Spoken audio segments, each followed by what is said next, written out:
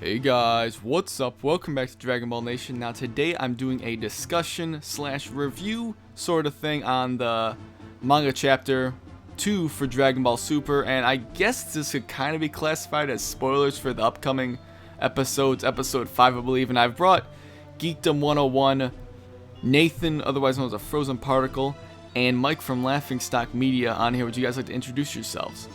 Hello, how are you? How's it going? Hello. Yeah, we're basically going to be talking about this, giving our thoughts on the chapter. Not really a lot of new stuff here, aside from the fact that we get to see the female Whis type attendant for Champa, as well as Champa in the chapter, but it's basically just a rehash of Battle of Gods scenes. They're pretty much the same, except we do see some interesting scenes with Super Saiyan 1 and 2 Goku trying to attempt to fight Beerus. What do you guys have to say about this? Danny, let's hear what you have to say here, because I know you probably have a good amount of things to say here.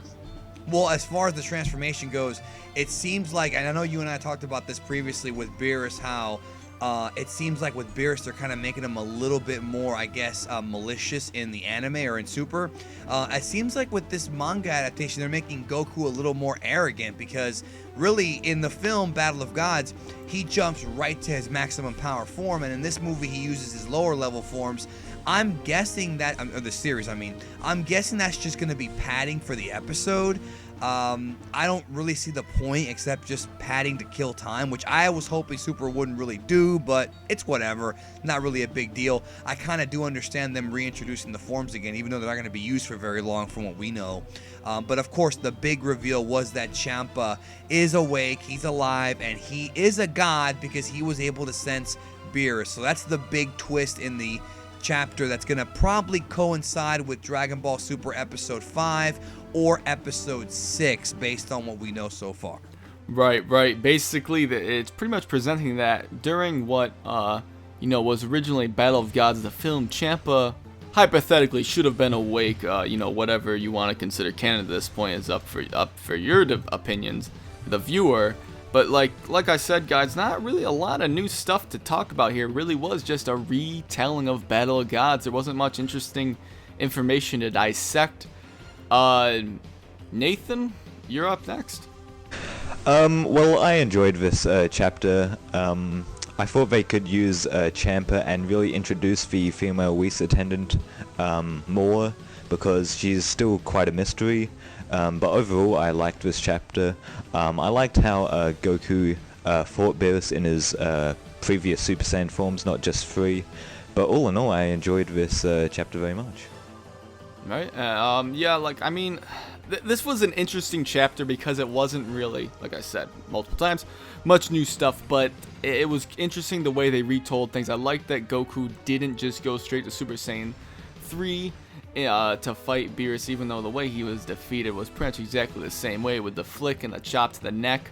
But I did enjoy the chapter, but the problem is there really wasn't anything new aside from Champa and his female attendant. But I did enjoy this overall. Mike, let's hear what you have to say. To be honest, I don't know if I'm a big fan in a lot of ways of the execution, and I know, of course, this is a manga, so it's a little bit rushed, but obviously everything is a little bit concentrated. But the fact of the matter is, the second Beerus shows up, he immediately knows Goku wants to fight, and there's none of that whole thing where Beerus examines him and talks about how he beat Frieza, and then he just immediately jumps into a Super Saiyan form and tries to attack Beerus. It seems ridiculous because, we know Goku seems in this film to have, in the actual Battle of Gods film, to have been more arrogant. But now it's just he just seems like he's almost borderline stupid, that he's like, oh, I'm going to power up and attack this guy. And I don't know, I wasn't the biggest fan of it. I think it'll be different in the anime.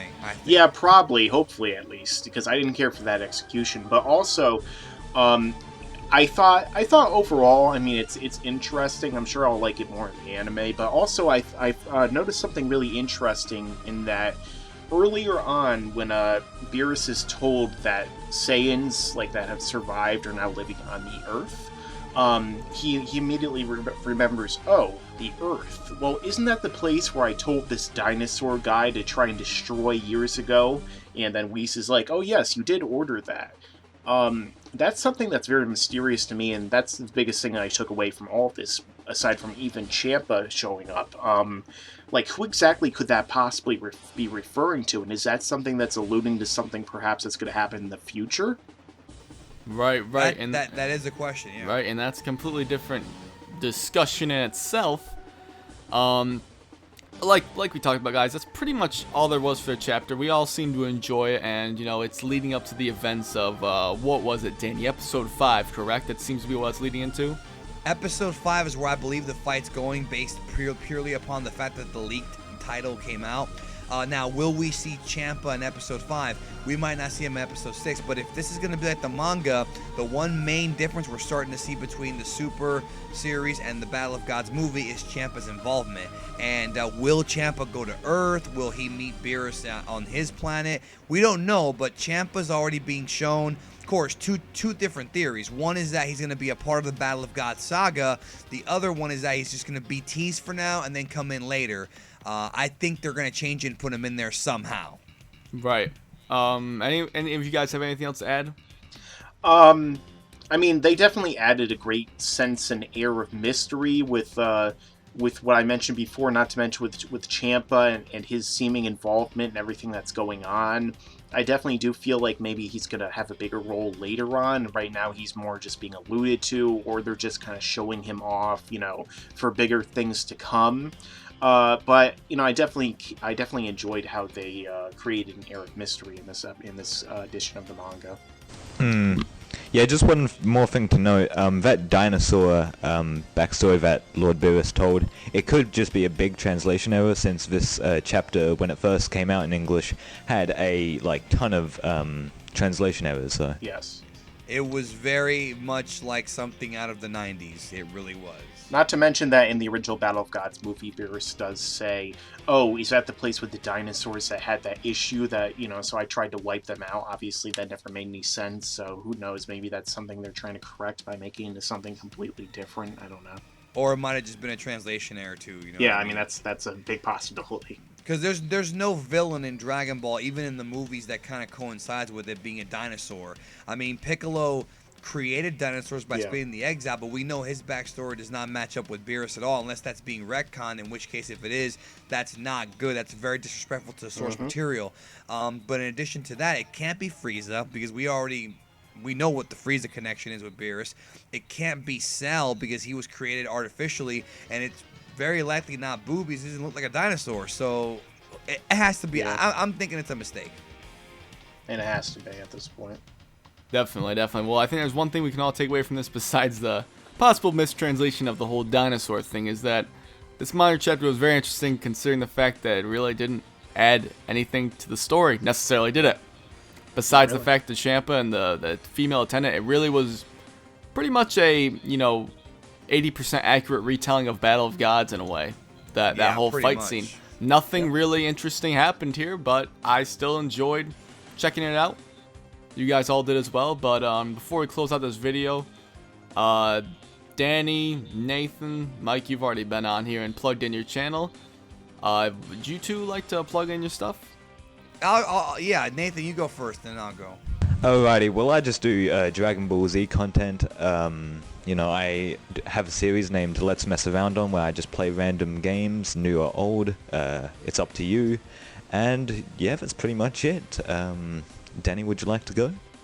Sure. Geekdom 101. If you don't know who I am, go and check it out. I'm not gonna stroke my ego here, but like I've done before. No, I'm just kidding. Go ahead and check out the channel. Just look for Geekdom 101, Dragon Ball and Star Wars content, along with some other non-Dragon Ball stuff. But it's like 90% Dragon Ball, and I have a series called Dragon Ball In Depth, where I analyze the behind-the-scenes / underneath-the-surface aspects of Dragon Ball that you may not think of, or maybe you do, but definitely check it out. It's I'm very proud of it. Yep, definitely. So go check out Geekdom. Go check out Nathan at Frozen Particle, up-and-coming YouTubers, as well as Mike from Laughing Stock Media. You guys may have seen him on here before. Go check them all out. Links in the description down below. But other than that, guys, thank you all for watching this video. Anyone want to close us out of here besides me for once? And don't forget to subscribe. Yeah, do it now.